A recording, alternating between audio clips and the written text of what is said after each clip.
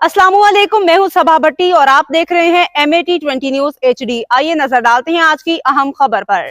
मलकवाल में नामालूम मुलजिम ने घर में घुसकर 45 साला शादीशुदा खातून को छुरियों के वार करके कत्ल कर दिया। हमारे OSR हेड मोहम्मद खुरम बेग के रिपोर्ट के मुताबिक मलकवाल के मोहल्ला शेरावाला में 45 साला शादीशुदा खातून शमाइला बीबी अपने घर में थी कि नामालूम मुलजिम ने छुरियों के वार करके इसे कत्ल कर दिया और फरार हो गया।